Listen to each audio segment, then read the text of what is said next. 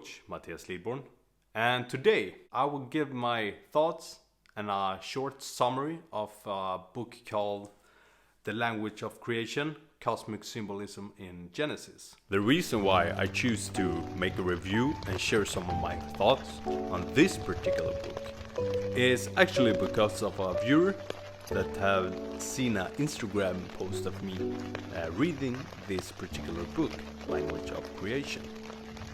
And the Instagram post is that in which you can see here in the video. He made his comment on a video of mine, my latest video, that is named Become Energized. Many thanks to the viewer that suggested me doing this review and share my thoughts. So thank you. Hope you find any value in it. And I'm happy to do it because I found this book immensely valuable and is worth every attention. Hope you like it.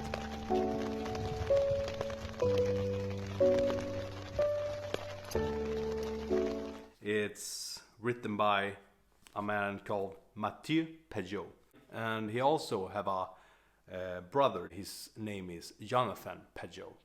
They are both deep symbolic thinkers. A fun thing is, when I first saw it, I was struck by the symbol in the book, and the symbol is much like the symbol I have in my coaching business. It's, as you can see here, it's a little boss and the tree of life. So space and time, and that is very much like the symbol I have. If you can see it here, or if you just go to my website, you can see it there. And it's not exactly like this, but it was strikingly similar. Not as strange, because we both are apparently very interested in symbolism and history and psychology and so forth. So, but I ate my symbols long before I ever knew of the author even. That made me more prompt to read it. His brother is much more public and have a YouTube channel that is called The Symbolic World.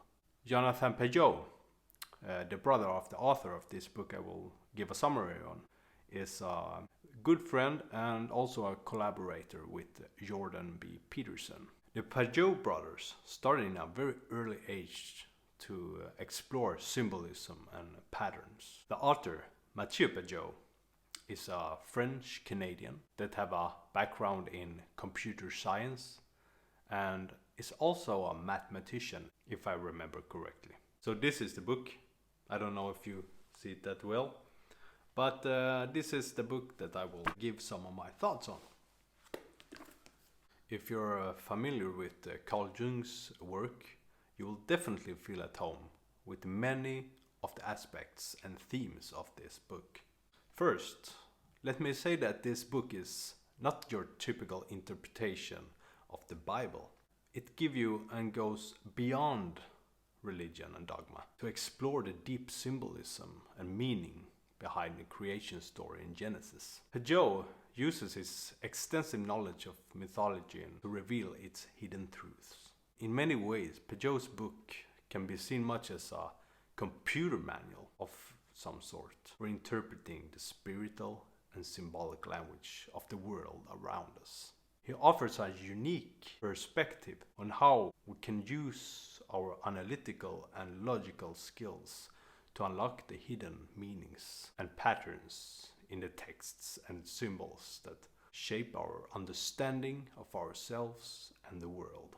Overall, Mathieu Pajot's work is a testament to the power of interdisciplinary thinking and value of approaching spirituality and symbolism with an open and curious mind. His unique background and perspective offer a fresh and insightful approach to some of the oldest and most profound questions that humanity has ever asked. Mathieu's work offers a much needed antidote to the materialistic worldview that dominates so much of the modern culture. In a world where science and technology are often seen as the only path to truth and meaning, Pajot reminds us that there is a deeper, more spiritual dimension to our lives that cannot be captured by purely materialistic explanations. The book contains many different diagrams, and it's immensely helpful with his combination with text and these symbols and diagrams.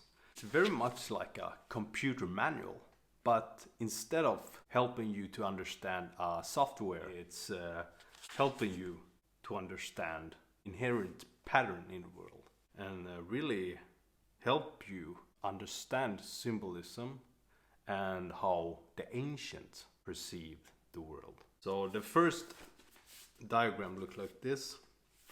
I don't know if you can see it.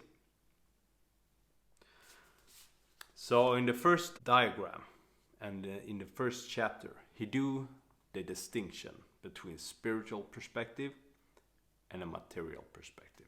So from a spiritual point of view, or from the spiritual perspective, it asks, what does it mean?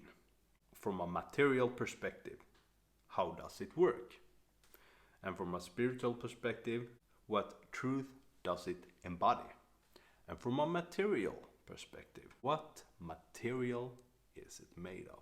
It's a distinction of how these two perspectives differentiate from each other. Pajot delves deep into the symbolic language and myth, showing how they offer a way of understanding the world that goes beyond the limits of scientific materialism.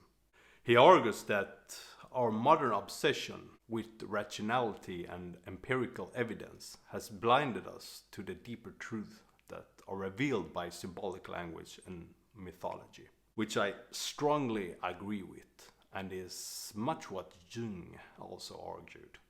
For Pajot, the symbolic language of myth and traditional symbolism is not just a relic of the past, but a vital tool for understanding the world and our place within it. It shows how the pattern and structure in these texts offer a way of understanding the underlying order of the universe, and how they can help us to connect with a deeper, more spiritual sense of meaning and purpose.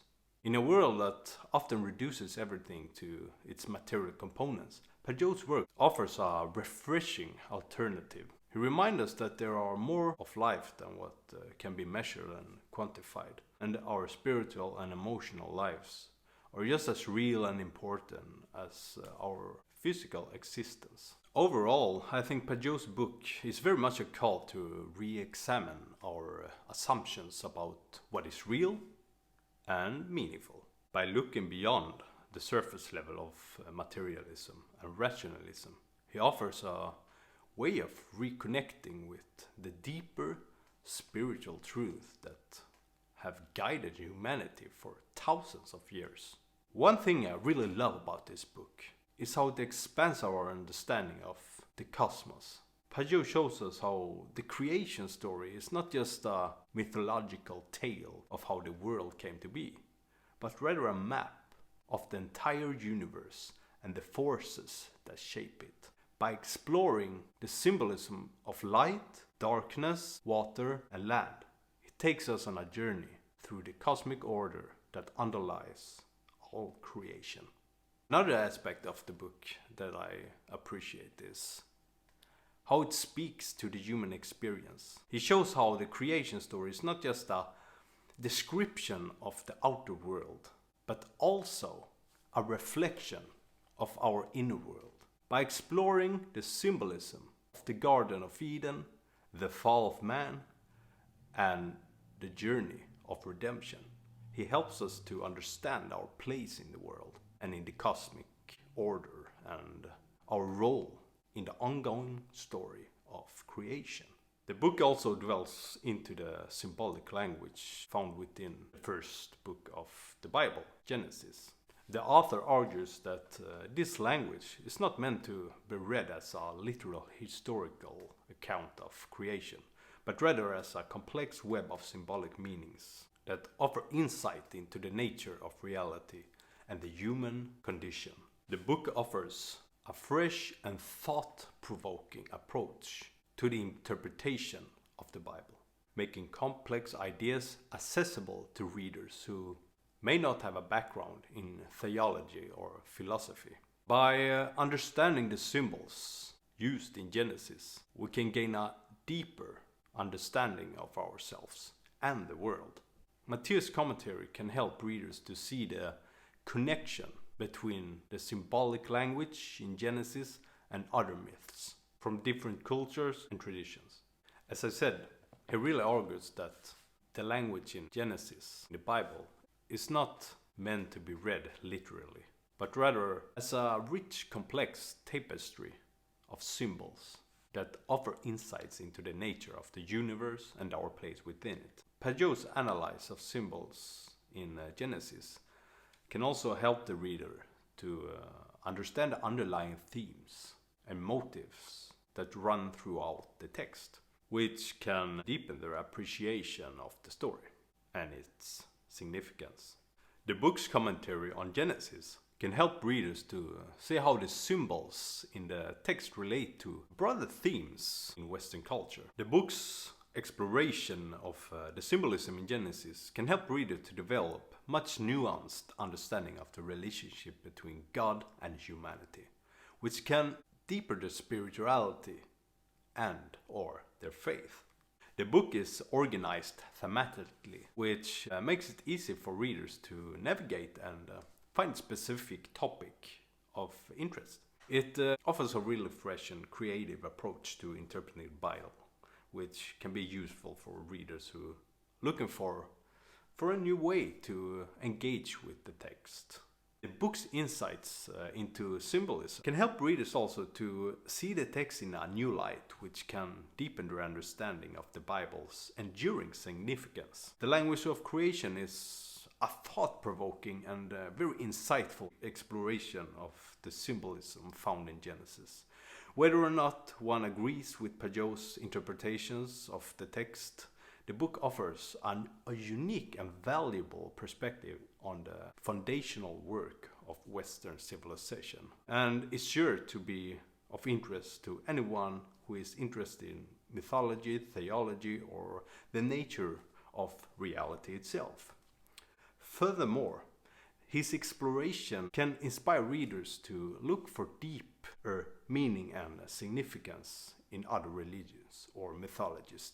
As you may suspect, this book is helpful in many ways, and not just how to interpret stories in the Bible. The book's exploration of symbolism in Genesis can help readers to develop deeper appreciation of the richness and complexity of the biblical text. It's helpful for readers who are interested in exploring the relationship between science and religion, as it offers a perspective on the Bible that emphasizes the symbolic rather than the literal interpretation, but at the same time claiming, and rightly so, that the material, mechanical and causal interpretation can't stand on its own, because then we only get half of the truth.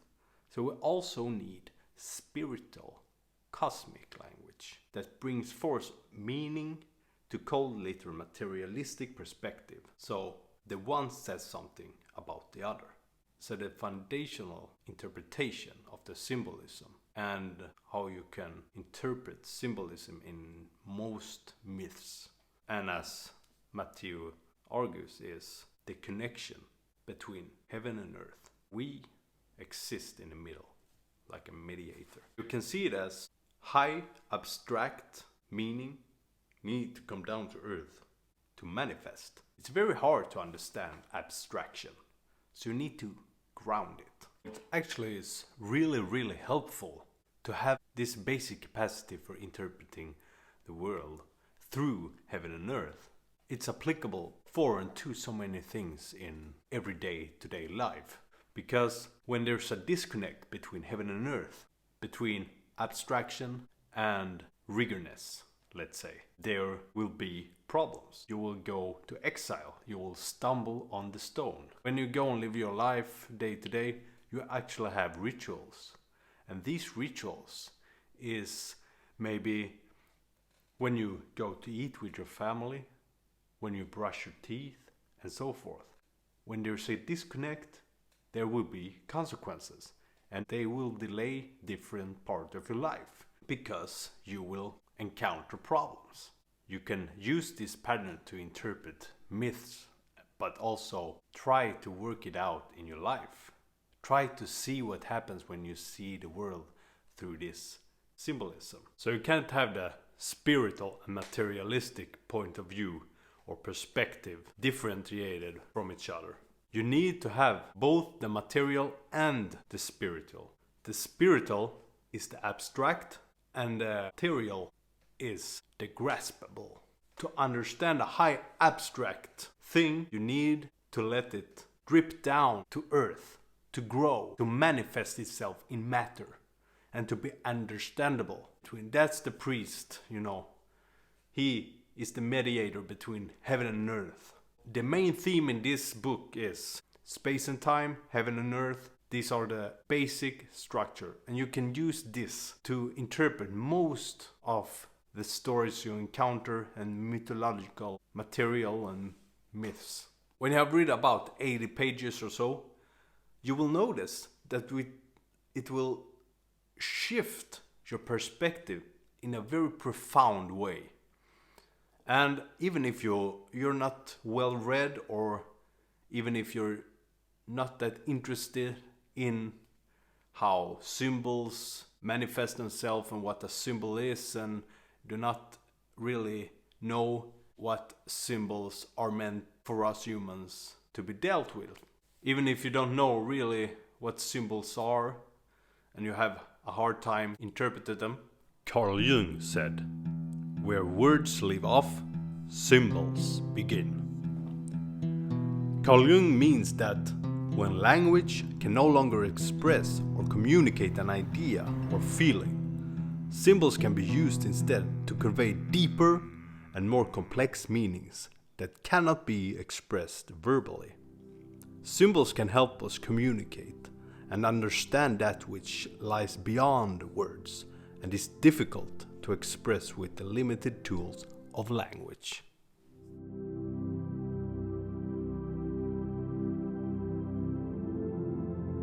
This book is profoundly useful.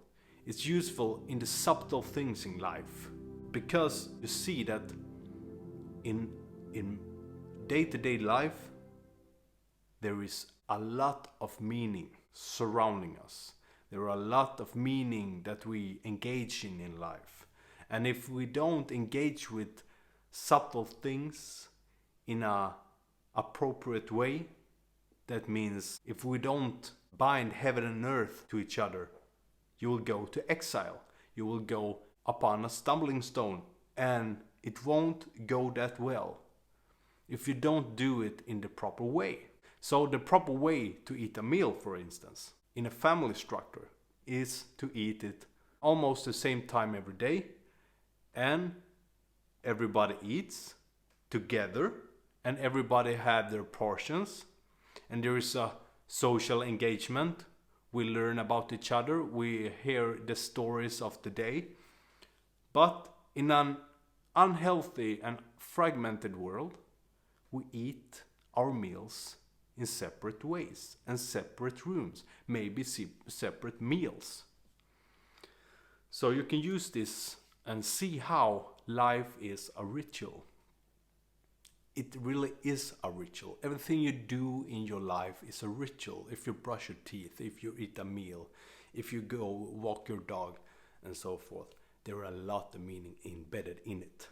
Pajot's analysis of Genesis can help readers to see how the symbols in the text relate to the larger themes of human existence, such as the nature of suffering or quest for meaning and purpose.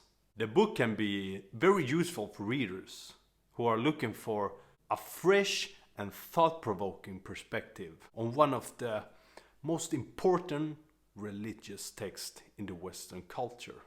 The book's exploration of the symbolism can help readers to see the text as a kind of map or guide for navigating the complexity of human existence. This book can also help the readers to see how symbols in the text relate to the archetypal pattern that are woven into the fabric of human literature.